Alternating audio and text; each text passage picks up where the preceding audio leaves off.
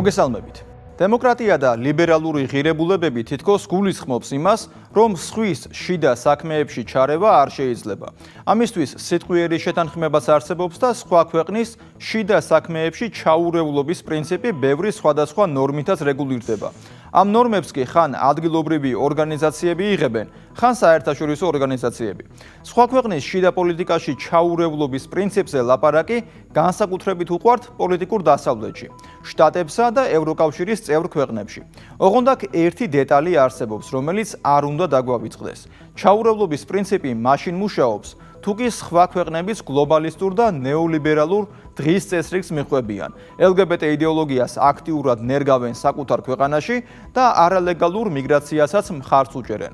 ამ მოცემულობიდან გამომდინარე, საფრანგეთი არ ერევა გერმანიის საქმეებში, გერმანია არ ერევა ნიდერლანდების საქმეებში და ასეა ერთი პრინციპების მქონე ქვეყნებს შორის.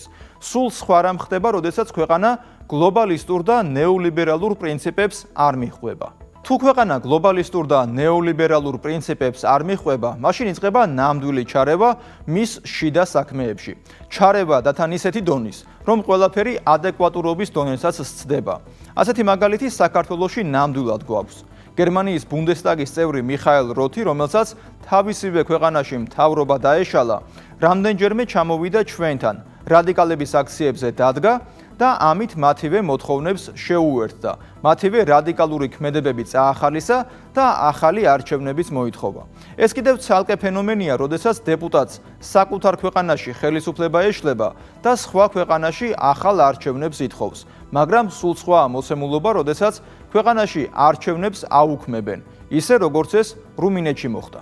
გასაკვირი ამაში არაფერია. არჩევნების გაუქმებასა და ახალი არჩევნების ჩატარებას ხომ საქართველოშიც ითხოვენ ზუსტად იგივე ძალები, ვინც ეს რუმინეთში გააკეთა. უბრალოდ განსხვავება რუმინეთსა და საქართველოს შორის ის არის, რომ აქ სასამართლოს რეფორმა გატარდა ისე, როგორც რეფორმა უნდა ტარდებოდეს, მაგრამ სამაგიეროდ არ დაინერგა ეგრეთ წოდებული ვეტინგის სისტემა, რომელიც მოსამართლეების დანიშვნას საერთაშორისო და ადგილობრივი ორგანიზაციებისგან შემდგარი საბჭოს საშუალებით გულისხმობს. 2024 წლის გაზაფხულზე ვეტინგის სისტემის შემოღებას აქტიურად ითხოვდნენ საქართველოში რადიკალური ოპოზიცია და არასამთავრობო ორგანიზაციები. რა თქმა უნდა, მაშინვე ყველაფერი ნათელი იყო, რატომ დადგა ეს მოთხოვნა დღის წესრიგში და შესაბამისად მოთხოვნადვე დარჩა. მაგრამ ასე არ არის რუმინეთში. სამწუხაროდ რუმინეთში მოხდა ის, რასაც დიდი ხანია ცდილობენ საქართველოში, მაგრამ არ გამოსდით. არჩევნების გაუქმება საკონსტიტუციო სასამართლოს გამოყენებით. რუმინეთში 24 ნოემბერს ჩატარებული საპრეზიდენტო არჩევნების პირველი ტური გაუქმდა საკონსტიტუციო სასამართლოს გადაწყვეტილებით. არჩევნების გაუქმების მიზეზად პირველ ტურში პირველ ადგილზე გასული კელინ ჯორჯესკუს დაფინანსების კეთილსინდისიერების საკითხი გახდა სოციალურ ქსელებში, თუმცა შემდეგ აღმოჩნდა, რომ ეს დაფინანსება ისევ ერთ-ერთი რუმინული პარტიისგან მოდიოდა, თუმცა სასამართლოს განაჩენი მაინც არ შეცვლილა.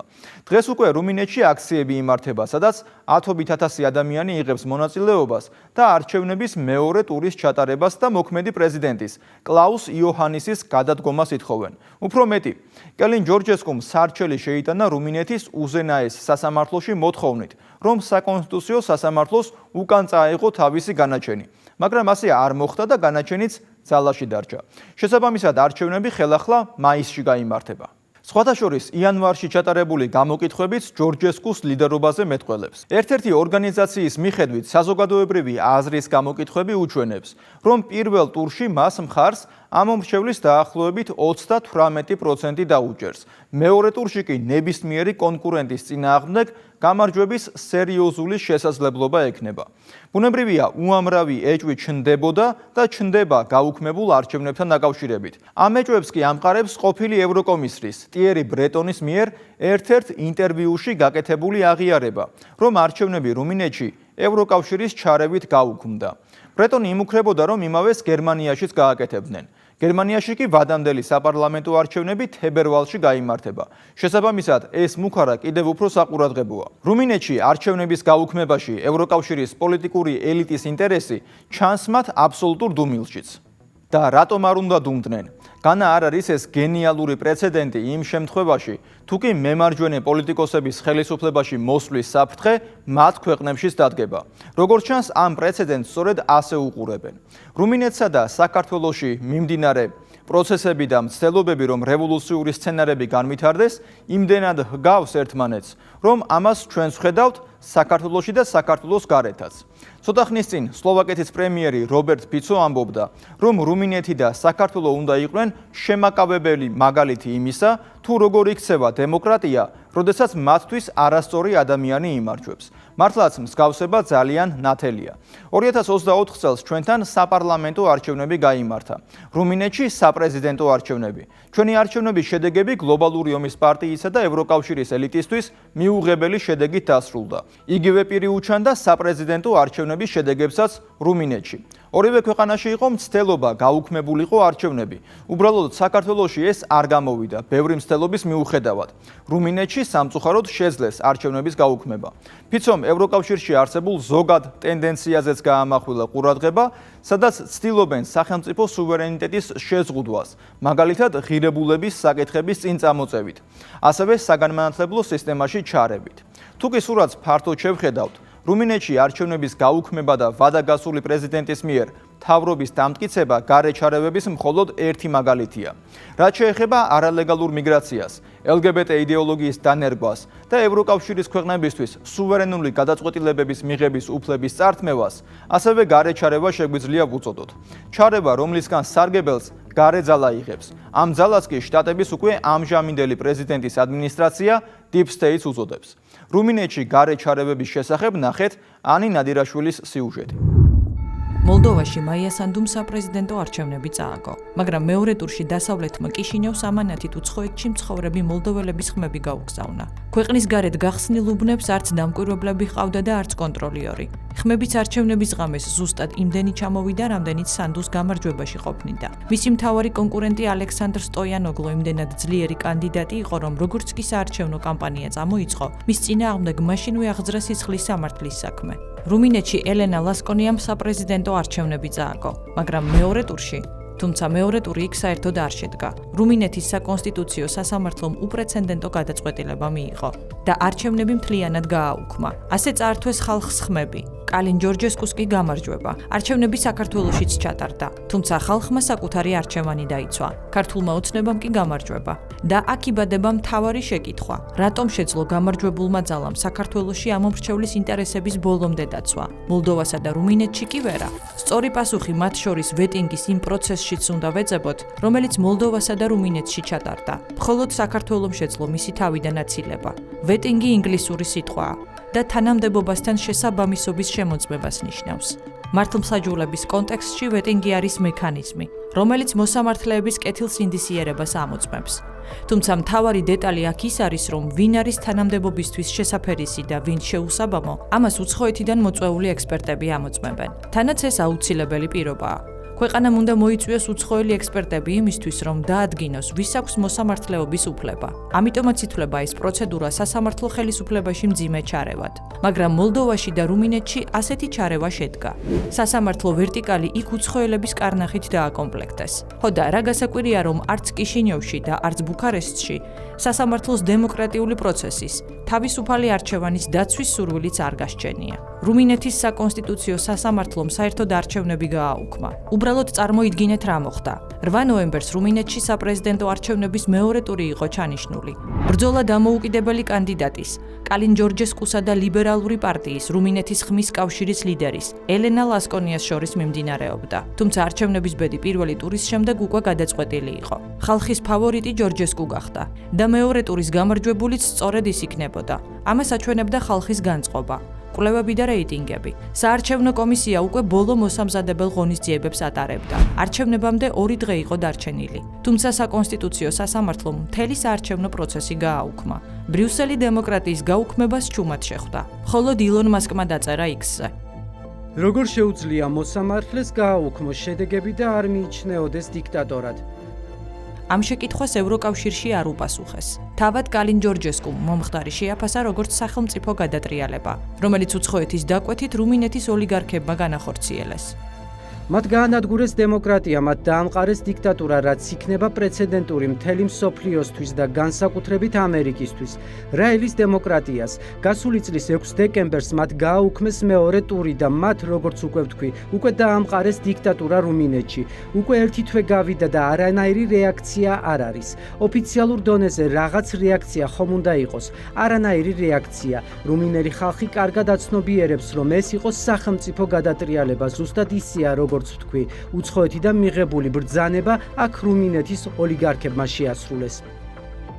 ბრძანება რომ შესრულდეს, ევროპის ბიუროკრატებს ყველგან მორჩილი და ერთგული კადრები სჭირდებათ. პარლამენტში კანონების მისაღებად, სასამართლოში ვერდიქტების გამოსატანად და მიუღებელი პოლიტიკოსების დასაბლოკად. ჯორჯესკუ სწორედ ასე დაიბლოკა, ვეტინგით.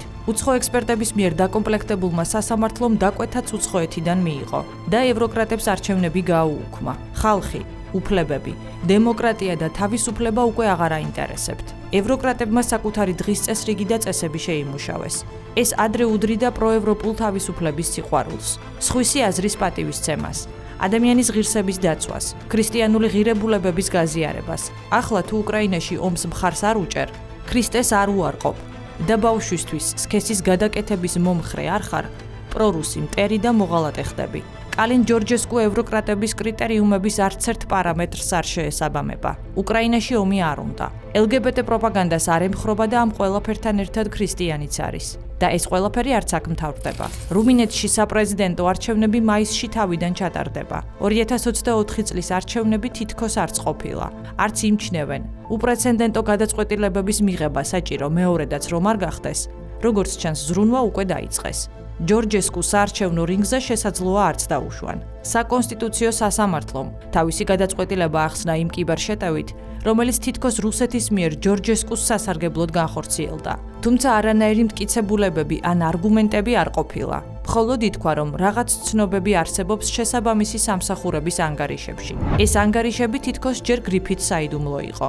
შემდეგ გრიფი მოხსნეს. თუმცა მტკიცებულებები ჯერ არავის უნახავს. ანგარიში არის, მაგრამ მტკიცებულებები არა. მხოლოდ ვარაუდებია გამოთქმული.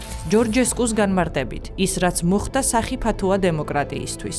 რუსული ჩარევა არ არსებობს, პირადად მე ამასთან არანაირი შეხება არ მაქვს და არც არანაირი მტკიცებულებები არ არსებობს იმის, რასაც ისინი ამბობენ. ყოფილ პრეზიდენტს იოჰანსაც ჰქონდა დეკემბერში ინტერვიუ და ჟურნალისტმა მას მტკიცებულებებზე ჰკითხა, თუმცა მასაც კი მოუწია ეთქვა, რომ მტკიცებულებები არა გვაქვს. ჩვენ უბრალოდ ვეჭვობთ, გვაქვს ეჭვები, არანაირი დეტალი და კონკრეტიკა, სასამართლოშიც კი არაფერი არ დევს. მეორე ტურის გაუქმება იყო უსამართლო და არაკონსტიტუციური, მათ ხალხის ხმები მოიპარეს. როგორც ჩანს, ევროკრატები ისტერიკაში ჩავარდნენ. ვა-ბანკზე წავიდნენ და დემოკრატიაც კი გააუქმეს. მათ ჯორჯესკუს პოზიციები არ მოსწონთ არც ნატოზე, არც ომზე და არც უკრაინაზე. რუმინეთს უკრაინასთან ყველაზე გრძელი საზღვარი აქვს. ის სამხედრო თვალსაზრისით საკმაოდ ძლიერი ქვეყანაა. ახლა კი ნატოს იქ საკუთარი ბაზების აშენება და ჯარის განთავსება სურს. საუბარი 10,000 სამხედრო ჯარისკაცზეა. დიდი ინფრასტრუქტურაა, მაგრამ რისთვის სჭირდებათ ეს ბაზები? კითხულობს პრეზიდენტობის კანდიდატი. რუსეთის წინააღმდეგ ომისთვის ხომ არა? პასუხობს თავად და იქვე დასცენს. ეს ჩვენ არ გვჭირდებაო. ევროკავშირი სრულად უჭერს მხარს ამ ომს, ჩვენ არა, ეს ჩვენი ომი არ არის, ეს ჩვენი პრობლემა არაა. ისევ ვამბობ, რომ ჩვენ უბრალოდ მშვიდობა გვსურს. ბუნებრივია, მისი მშვიდობა არც ბაიდენის თეთრ სახლს მოსწონდა და არც ფონ დერ ლაიენის ევროკრატებს. რუმინეთში ჯორჯესკუს გამარჯვების რისკი ნატოს გაურკვევლობაში აყენებს, წერს პოლიტიკო. პოლიტოლოგი იოანა ვალენტინა სეჩიუ დოიჩე ველესთან საუბარში ჯორჯესკუს ექსტრემისტს ადარებს და ამბობს, რომ მისი გამარჯვება სახიფათოა. მისი სახელი ექსტრემისტულ პოლიტიკურ პარტიასთან ასოცირდება, მას ჩვენ პოპულისტს ვეძახით. ძალიან პრორუსულია და ანტიევროპულ ღირებულებებს გამოხატავს. პატივს არ სცემს იმ ღირებულებებს, რომელსაც ევროკავშირი და ნატო იცავს. და რაც მთავარია, მას არ სურს იყოს რუმინეთი ნატოს წევრი. გამოდის, რომ მოლდოველების შემდეგ მშვიდობაზე არჩევანის გაკეთება რუმინელებსაც აუკრძალეს და ამისთვის ევროკრატების მიერვე დაკომპლექტებული სასამართლოები გამოიყენეს. ეს მაგალითი კიდევ ერთხელ აჩვენებს, რამდენად მნიშვნელოვანია სუვერენიტეტი. რამხელა მნიშვნელობა აქვს დამოუკიდებლობას. გასაგები ხდება, რატომ იბრძვიან ქვეყნები როგორც დამოუკიდებლობისთვის, ისე სუვერენიტეტისთვის. სხვანაირად არც არანაირი თავისუფლება არ არსებობს.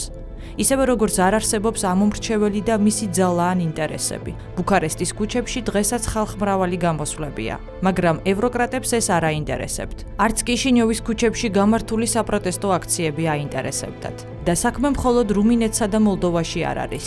ევროკრატების დიქტატი არც გერმანელებს მოსწონთ და არც ფრანგებს. ევროკავშირში ისინიც თავისუფლებას, დემოკრატიას ელოდნენ. ამ კავშირის თითოეულ წევრს იმედი ჰქონდა, რომ საკუთარ იდენტობას, საკუთარ პოლიტიკურ დღის წესრიგს და ინტერესებს დაიცავდა.